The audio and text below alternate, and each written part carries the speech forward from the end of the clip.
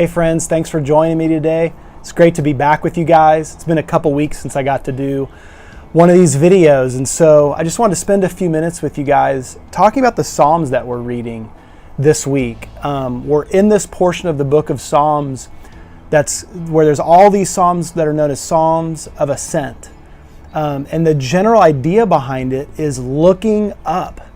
It's being able not to ignore the problems of my life, but to actually be honest, to look down here on earth and be real about what I'm going through in life, but in the midst of that, to look up for my eyes to see the Lord. And the Psalms this week, they're all small. They're these short little bursts around like one theme, one idea, one element of the human struggle that we all experience.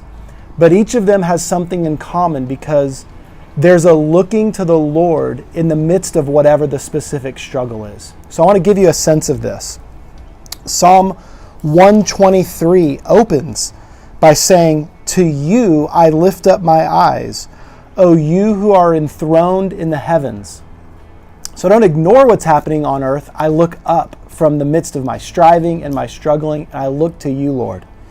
And then here's some of the things that the psalmist describes. Some of these psalms are David's psalms. Some of them are untitled. We don't know who wrote them, possibly David. One of these psalms was written by Solomon. And so each of these perspectives and each of the circumstances that these writers were going through, they still find themselves doing the same thing that Psalm 123 opens with. It's looking to God. And here's some of the circumstances. There's looking to God for mercy in Psalm 123:2. So our eyes look to the Lord our God till He has mercy upon us. Some of them are just looking for help. Like there's trouble. I feel like I'm surrounded on every side. That's what Psalm 124 is all about. And it closes with this: our help is in the name of the Lord who made heaven and earth. Or Psalm 125, I love this one. There's this picture of, I'm here in Jerusalem, I'm here in the city, the place God's given me, but He's put up these natural barriers that protect me. And so it compares the security that comes from dwelling in Jerusalem, being surrounded by mountains, to the fact that we dwell with the Lord and He surrounds us and protects us. Psalm 125, those who trust in the Lord are like Mount Zion, which cannot be moved, but abides forever. As the mountains surround Jerusalem, so the Lord surrounds His people. And so when I'm surrounded by trouble, by evildoers, I'm not really surrounded by them. I'm surrounded by the Lord and His presence that protects me. Psalm 126, it's a reminder in good times that the Lord has provided those good times. It opens with, when the Lord restored the fortunes of Zion, we were like those who dream. Then our mouth was filled with laughter.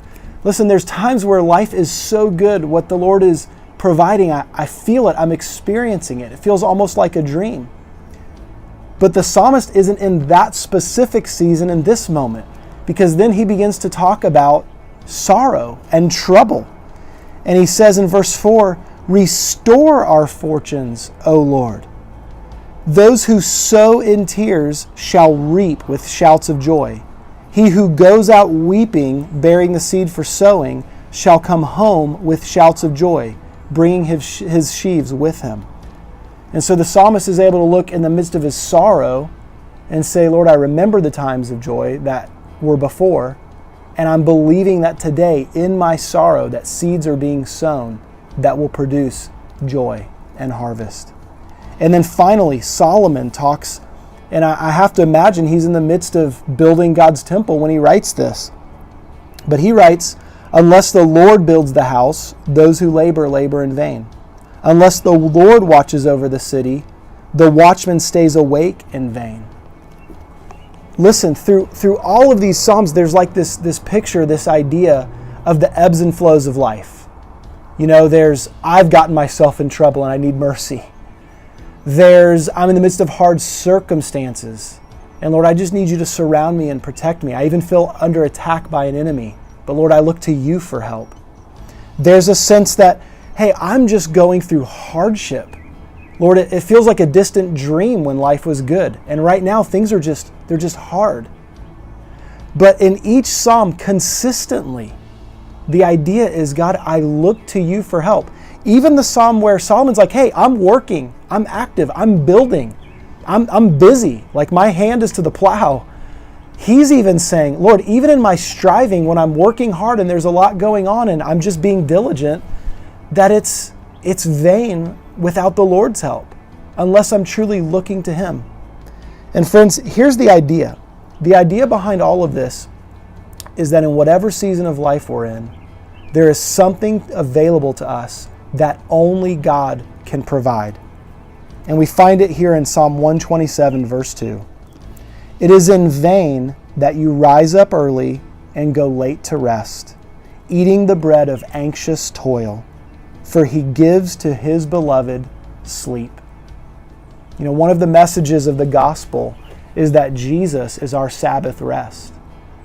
That all that we're looking for in hard seasons when we feel oppressed, in weary seasons where we're just beat down, we're discouraged, in seasons where there's a lot happening and I'm striving and I'm working.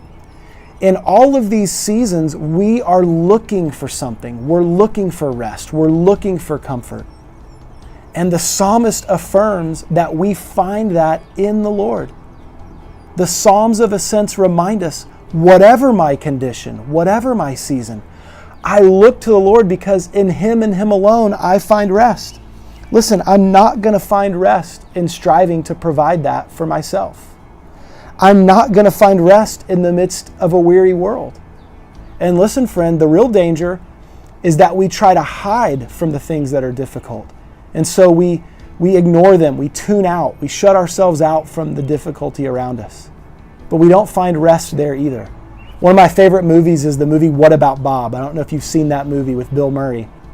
But there's this moment where his psychiatrist prescribes to him that he needs to take a vacation from his problems. Man, I'm ready for that vacation right now today. Aren't you? I just want a vacation from my problems. And Bob's like blown away by the thought that he could take a vacation from his problems.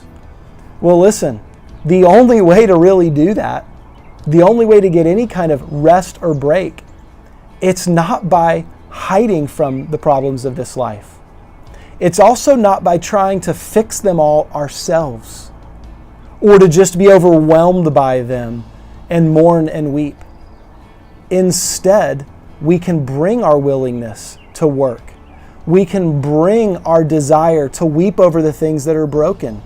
We can bring even our desire to run and hide and bring it all to the Lord and say, God, this is what I'm feeling. This is what I'm struggling with. But Lord, I look to you.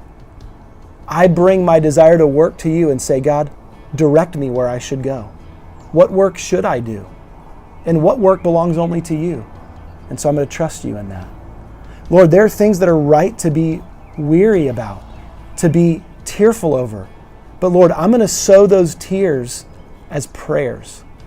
I'm going to trust that you are at work and that you will redeem and that you will produce joy on the other side of this weary, tearful season. And Lord, my desire to hide, to block out all the noise, Lord, I don't have to run and hide. Instead, I can run to you and I can hide within the safety of your walls. You are my refuge. You are my protection. And so I'm going to hide myself in you. Friends, I want to encourage you, whatever season you're in right now, the Lord has rest to offer you. But it's not going to be found in anything we can do on our own. It's going to be found by looking up, by looking to Him and seeking His presence that comforts, that is merciful, that provides help, that provides protection, and ultimately that brings a harvest even in difficult times.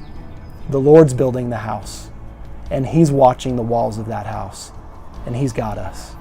I love you, friends. Look forward to seeing you again soon. Hope you have a great week.